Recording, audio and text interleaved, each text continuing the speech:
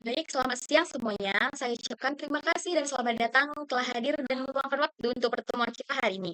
Senang sekali bisa bertemu dengan kalian. Nah, sebelum memulai kegiatan dan diskusi kita, mari kita berdoa menurut agama dan kepercayaan kita masing-masing. Berdoa dimulai. Berdoa selesai. Nah, ada yang tahu apa itu bimbingan kelompok atau BKP? Nah, tidak ada ya Enggak, teman-teman. Kak. Baik. Nah, singkatnya, BKP adalah kegiatan di mana kita berkumpul untuk membahas suatu masalah, lalu mencari jalan keluar atau solusinya bersama-sama. Nah, adapun tujuan dari BKP ini yaitu untuk menemukan upaya penyelesaian masalah yang kita hadapi. Nah, teman-teman, adapun tata cara pelaksanaan agar diskusi kita berjalan efektif yaitu pertama, semua diharapkan aktif berpendapat. Kedua, jika ingin berpendapat, silakan tunjuk tangan. Dan di sini tidak ada pendapat yang salah, jadi jangan takut untuk berbicara. Nah, adapun topik yang kita bahas hari ini yaitu bersikap acuh terhadap kegiatan yang dipandu relawan. Mungkin kalian pernah melihat atau merasakan sendiri. Ada anggota kelompok yang terlihat tidak peduli atau tidak bersemangat saat relawan sedang memberikan materi atau mengajak beraktivitas. Jadi kita akan bahas kenapa itu bisa terjadi dan bagaimana menyelesaikannya. Menurut kalian apa sih menyebabkan seseorang bersikap acuh atau tidak peduli terhadap kegiatan yang ada? Baik, kepada Paula dipersilahkan. Menurut saya mungkin faktor penyebabnya itu, Kak, karena, seseorang bersikap acuh atau tidak peduli terhadap kegiatan yang ada itu karena, topiknya itu membosankan, Kak, atau bisa juga karena relawannya kurang seru saat menyampaikan. Nah, kan sampaikan Kak Paula tadi bahwa jika relawan eh, menyampaikan topik dengan cara bersungkan atau tidak seru saat menyampaikannya, maka kita akan kurang kurang menghargai atau memahami topik yang disampaikan oleh relawan tersebut. Nah, dari faktor penyebab itu pasti ada pendapat. Sekarang kita pikirkan dampaknya. Apa dampak dari sikap acuh ini, baik untuk diri sendiri maupun untuk relawan dan anggota kelompok lainnya. Siapa nih? Oke, kepada Kak Reina dipersilakan. Baik Kak, jadi menurut saya dampaknya adalah, kegiatannya menjadi tidak efektif dan relawannya mungkin akan merasa kecewa atau sedih karena merasa usahanya sia-sia. Jadi begitu Kak, terima kasih. Baik, terima kasih Kak Reina. Nah, betul ya teman-teman, dampak dari sikap acuh ini em, mungkin membuat kegiatan jadi tidak efektif dan mungkin relawan juga mungkin menjadi sedih dan merasa kecewa karena usahanya sia-sia. Nah, setelah kita membahas faktor dampak, maka akan ada solusi. Kira-kira apa solusi yang bisa kita tawarkan agar masalah ini tidak terjadi lagi? Oke, saya berikan kepada Kak Kela. Kak Kela, dipersilakan. Baik, Kak, adapun di sini solusi yang dapat kita terapkan adalah mungkin kita bisa coba lebih terbuka dengan relawan, Kak. Sampaikan langsung kalau memang ada masukan ataupun ide. Jadi kegiatannya bisa lebih sesuai dengan minat kita. Kita juga bisa coba kasih semangat ke teman-teman yang lain, Kak. Itu saja sih, Kak. Terima kasih. Terima kasih atas solusi yang telah disampaikan tadi, bahwa kata Kak Kela adalah mungkin kita bisa coba untuk lebih terbuka dengan relawan dan menyampaikan langsung kalau ada masukan atau ide. Jadi kegiatannya bisa lebih selesai dengan minat kita. Nah, teman-teman,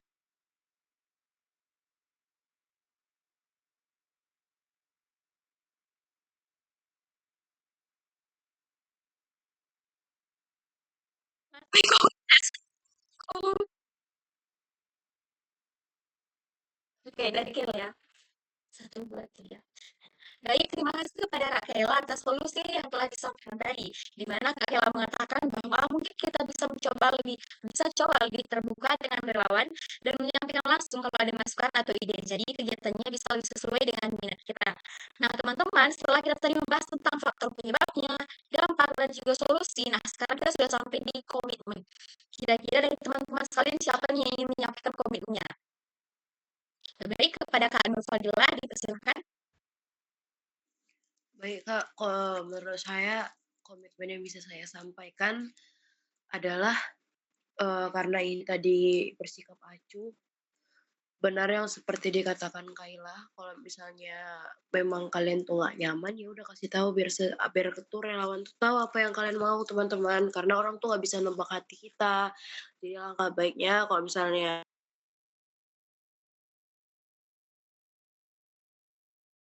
coba, tapi kasih tahu maunya apa, kalau misalnya yang dilakukan itu lagi nggak sesuai dengan apa yang kalian mau. Terima kasih.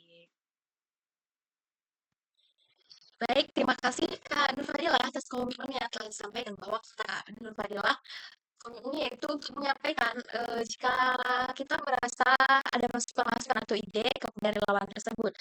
Nah, teman-teman, setelah tadi kita membahas komitmen, maka kita akan sampai di BMB3. Setelah melakukan diskusi ini, kita merefleksi dengan cara BMB3, yaitu berpikir, merasa, bersikap, bertindak, dan bertanggung jawab. Kita mulai dari berpikir. Oke, kepada Kak Pola, dipersilakan. Oke Kak, jadi menurut saya berpikir bahwa kita harus lebih menghargai relawan karena mereka juga kan adalah relawan yang ingin membantu kita. Mereka juga memberikan tenaga ataupun pikiran untuk kita. Jadi kita harus menghargai mereka dan ketika kita merasa bosan, kita bisa lebih berani menyampaikan pendapat kita. Mungkin juga mereka bisa memberikan solusi melalui metode-metode yang lebih mengasihkan lagi. Itu aja sih Kak. Terima kasih. Baik, terima kasih Kak Pola. Betul ya teman-teman bahwa kita harus menghargai relawan karena bagaimanapun mereka itu telah memberikan waktu dan tenaganya untuk kita. Nah, selanjutnya kita ke poin merasa. Kira-kira apa nih yang teman-teman rasakan setelah kita melakukan diskusi ini? Oke, kepada Kak Reina dipersilakan. Baik Kak, jadi setelah diskusi kita pada hari ini saya merasa bahwa walaupun kegiatan yang dilakukan oleh relawan itu mungkin membosankan, setidaknya saya harus bisa berpura-pura ikut memperhatikan kegiatan yang diberikan oleh relawan tersebut untuk menghargai dan tidak membuat relawan tersebut merasa sedih. Begitu Kak, terima kasih. Baik, terima kasih Kak Rena. Nah, yang Kak Rena sampaikan tadi tidak jauh beda ya teman-teman seperti yang Kak Pola katakan bahwa intinya itu adalah menghargai relawannya. Nah, selanjutnya kita masuk ke poin bersikap. Nah, kira-kira bagaimana teman-teman menyikapi hal ini? Kepada Kak Kayla, dipersilahkan.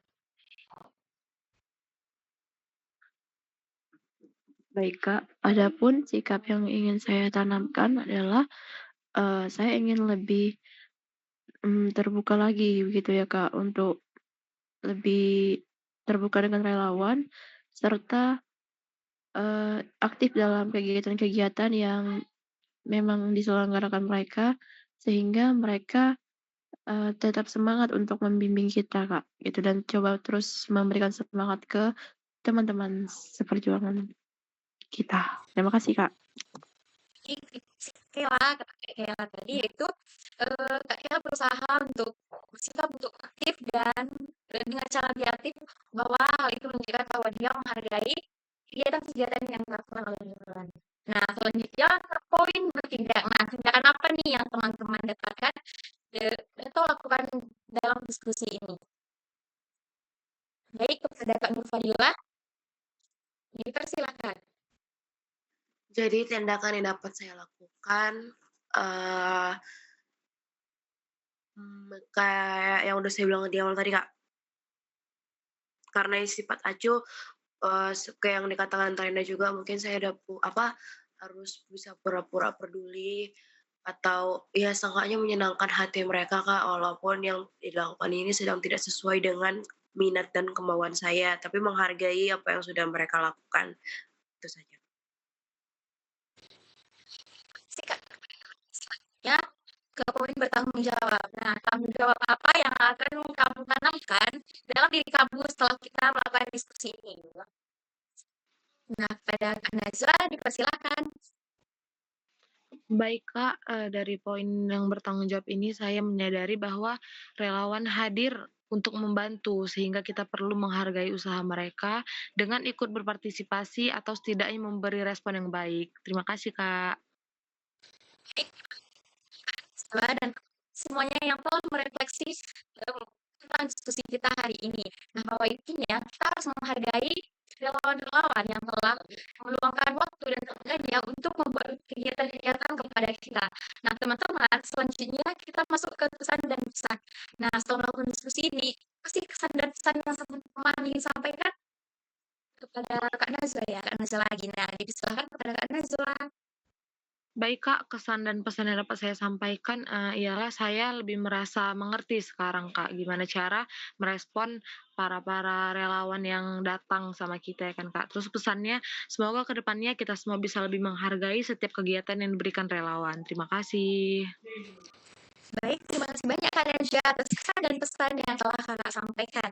Nah, teman-teman, sekarang kita sudah di penghujung diskusi kita. Saya ucapkan terima kasih banyak kepada teman-teman. Tapi sebelum kita mengakhiri diskusi ini, ada baiknya kita berdoa. Mari kita berdoa menurut agama dan kepercayaan kita masing-masing. Berdoa dimulai. Berdoa selesai. Nah, terima kasih ya teman-teman atas waktu dan kesempatan yang teman-teman sampaikan tadi. Nah, semoga dari diskusi ini dapat menurut wawasan dan mengurangi trauma yang kita alami. Sekian dan terima kasih, sampai ketemu lagi.